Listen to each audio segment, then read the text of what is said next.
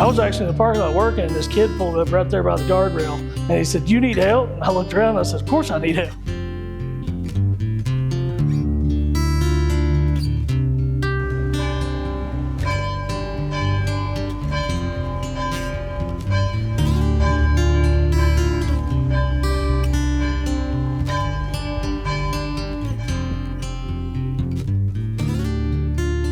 You know, it's really easy to let yourself get caught up in all the negativity, especially when the destruction around you seems to be outweighing the progress. You know the progress is being made, even though it doesn't feel that way. So sometimes you have to put a spotlight on the progress. Otherwise, it becomes way too easy to become discouraged.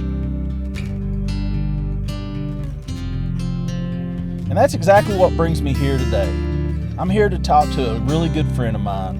The location is Riverview Church. The guy I'm talking to is named Jeff Simmons.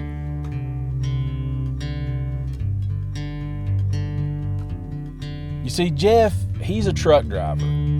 This is how he makes a living. So normally, Jeff would be running up and down the road in his 18-wheeler, taking the delivery to the next location. But since Helene hit, Jeff's decided to park the truck, and he's taken on a new role, the role of directing the repair of the building that houses the church he attends.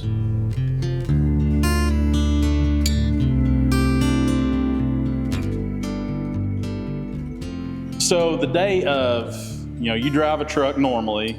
Yeah. You're not driving a truck at all now since the flood. So the day of, were you out driving or were you here? Yes. Okay, so you weren't. Where were you at whenever the flood happened? So I was on my way home from Iowa, and April had called me the day before and said it's rained nonstop for 2 days. She said the creeks are getting really high. And then I was on my way home from Iowa. I think I was about in Kentucky, and she called and she said the river's starting to break the bank. And I really didn't think that much of it. Right. And then one of the other deacons called and he said, "Hey, water's in the parking lot." And I was like, "How deep?" And he said, "It's almost to the front of the church." So that's when I knew, hey, we're in trouble. Because, I've been here at this church for 23 years. I've never seen water in the parking lot. Yeah.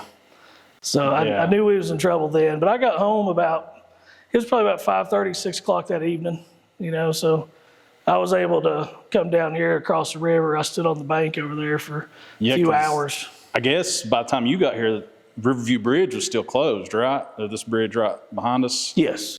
I stood over there for a long time. Like I say, I stood over for probably, 2.5, maybe 3 hours. I was there when they were flying the people off the hospital. Okay. Whatever time that went down was about. So that would have been about the time we were up right after Chestoa Bridge washed off, because we could see the helicopter coming in. And So when I got home, of course I couldn't, I usually park up at Mom's house on Mill Creek. They wouldn't let me cross the bridge, so I parked at the house.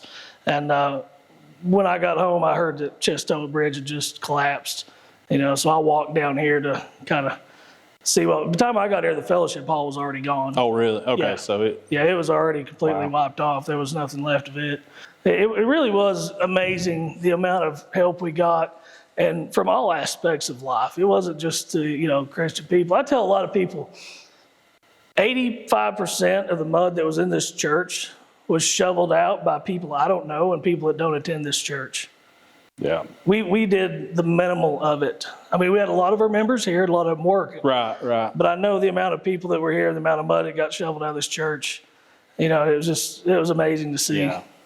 Well, and on that, if it was just left up to you and the members of the church, we'd still be sitting in mud right now, right? Yeah, you dang right. Yeah, we'd still be knee deep in it, I promise. So the river's back down. You guys are able to come in and kind of assess, this is where we're at, this is what we've got to work with. What was the thought process? Was there ever a moment where you're like, we're not going to be able to have services back here again? Or was it like, you came in, you seen there was something to work with, at it? I think for me, when I came in, I was surprised that the building, being that it was in such bad shape, I knew it was still fixable. But I knew in my mind that we had to get the mud out of the church, because the moisture of the mud, it's going to mold, it's going to create more problems. And I didn't know how I was going to do it, but I know you can eat an elephant, but you got to do it one bite at a time. You know what I mean? Right. So that was my mindset when I came here. And I guess back up to that, like my first day here, I got here at 5:30 in the morning on Monday morning. People were already messaging, calling, hey, we want to come help. What time y'all going to start? What are we doing? And we were having a little bit of trouble with getting onto the property. So I don't really want to go into that a whole lot. But I told my wife, I said, look, I'm going to go early. If by 8 o'clock I'm not in jail, I'll call you and you can tell people to start coming. So I showed up. As soon as daylight broke, there was trees across the driveway you couldn't get in. So in my mind, Monday, I wanted to be able to get to where I could pull my truck into the parking lot and be able to access the front door of the church. Yeah. So I got my chainsaw out. I start sawing. Within 15 or 20 minutes, I look up and there's like 7 other guys with chainsaws helping me. They didn't come up and introduce themselves, ask if I needed help. They just seen me and started helping. I don't know these guys. I don't know them. I couldn't tell you where they were from. I'd never seen them before. It's a small town, so I'm thinking they probably weren't from around here. You know, and so we got to work on that. By 10 o'clock, there was, I think, 7 pieces of equipment on the grounds working, skid steers, excavators, lots of people pushing mud out of the parking lot. And then a friend of mine that works for Preston Construction called, and he said, what do you need? I said, I need a roll-off dumpster. He said, I'll have one there in 45 minutes. So Preston Construction showed up, put us a dumpster right outside the door. Like I say, 40 to 50 people here all day. When I went home on Monday night, the parking lot was cleaned up, all the trees were cleaned up, and you know we had a burn pile going. We had all the pews were out of the church, all the mud was out of the sanctuary, the carpet was out and in the dumpster outside when I went home on Monday. So we're talking about Monday. So basically 3 days after the flood. Yeah.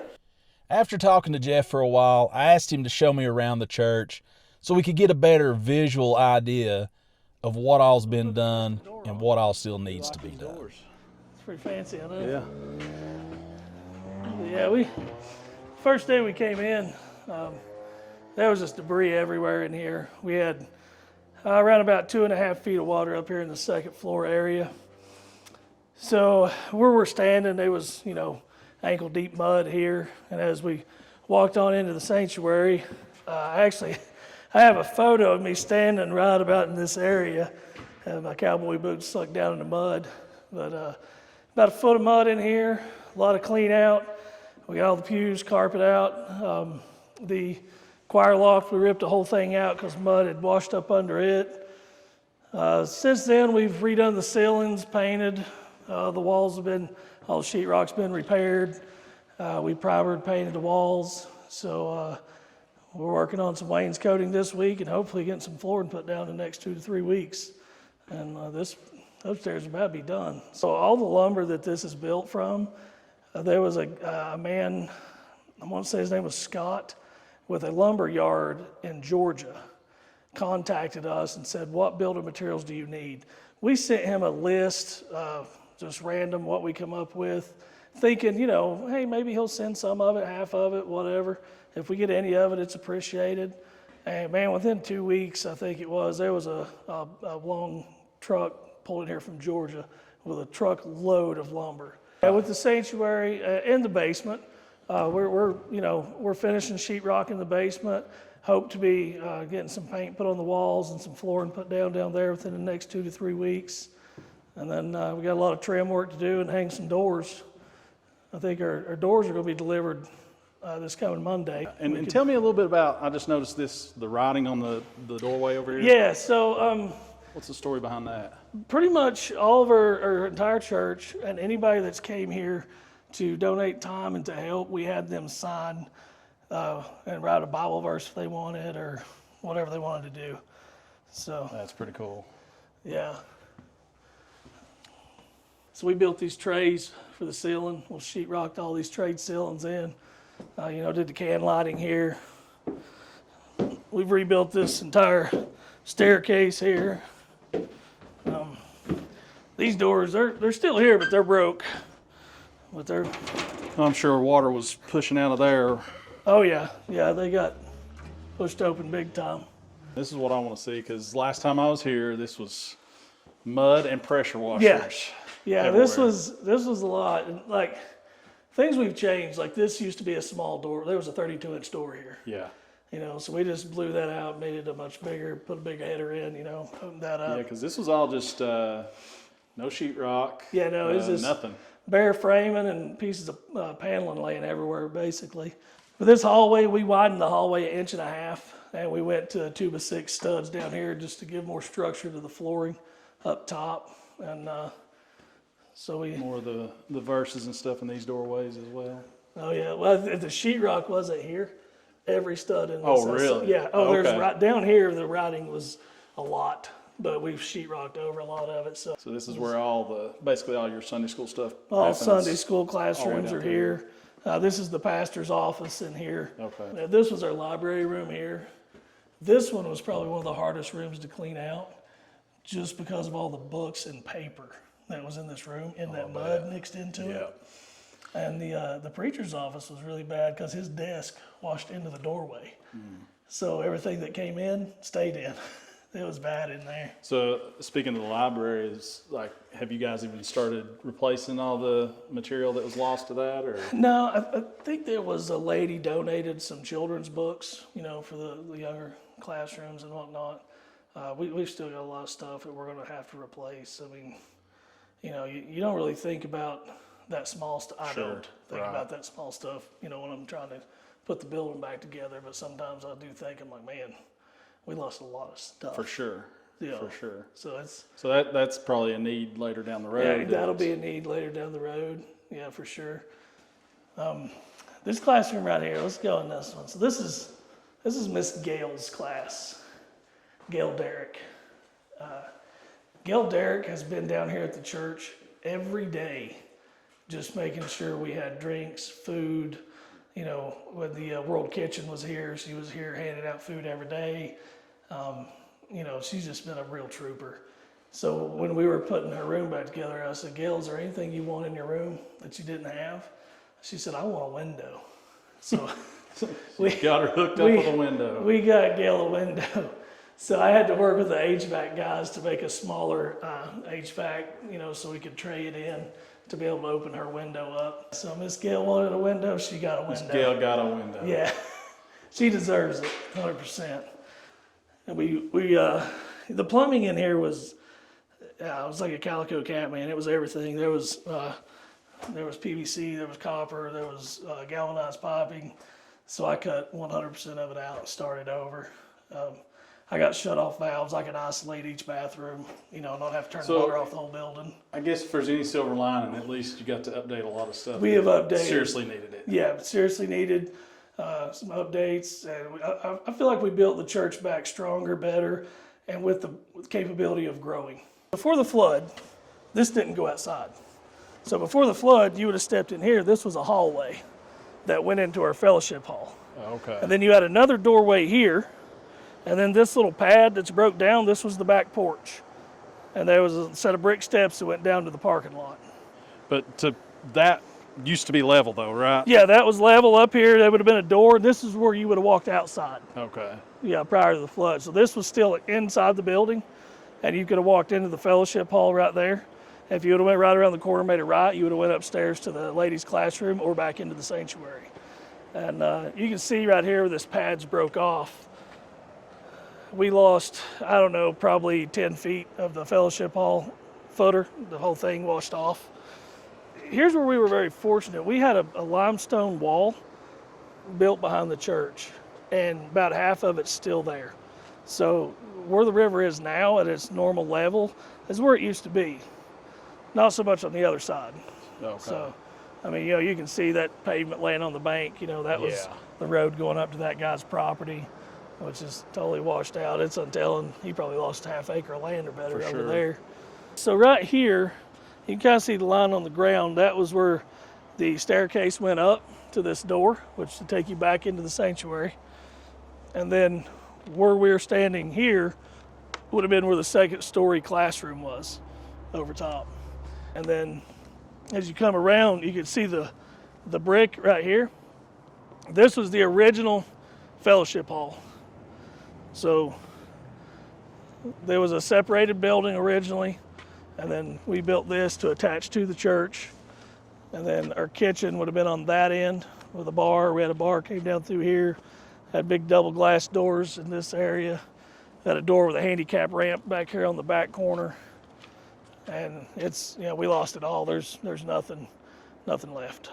So this first window right here, the lower part. Mm-hmm. So that window, there was 9 cross ties in that room. That was the only room that had railroad cross ties in it. There was 9 cross ties went through that window and landed in that room. Wow. And then the volunteers were all here working, and one of them come out and he's like, "Hey man, we got your refrigerator out, but I don't think it's any good anymore." And I was like, "Yeah, it's pretty funny." And I was like, "Wait a minute, we didn't have a refrigerator." So somehow a refrigerator fit through one of those window openings and got into that basement. But yeah, this van was donated to us. Like I say, low mileage, good van. We've drove it around. It's this big crater of a ditch here. That ditch came all the way around to the corner of this is where it started, which is where our van was setting. So we backfilled what we could. We had an awning here that covered this ramp. We had an awning over those side doors. We got to get put back. Railing, carpet for the porch. There's still a lot to do outside, Sure. you know. I'll tell you one that really touched me, man. There was, we were here one night kind of late working, and the Pizza Plus delivery car came pulling in. I got a little excited, I ain't gonna lie, because I was starved to death. Thinking food. And I was like, "Man, somebody bought us a pizza." And I was like, "Heck yeah." And Brother Eric Wainwright was standing on the other side of the parking lot, and the guy got out and just handed him something, got right back to his car and left.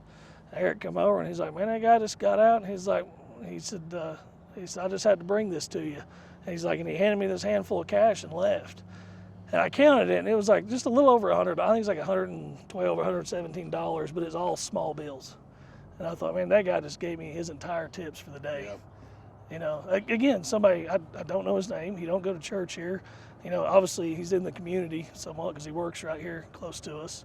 But, you know, that stuff right there really touches me when somebody like that just comes in and gives all.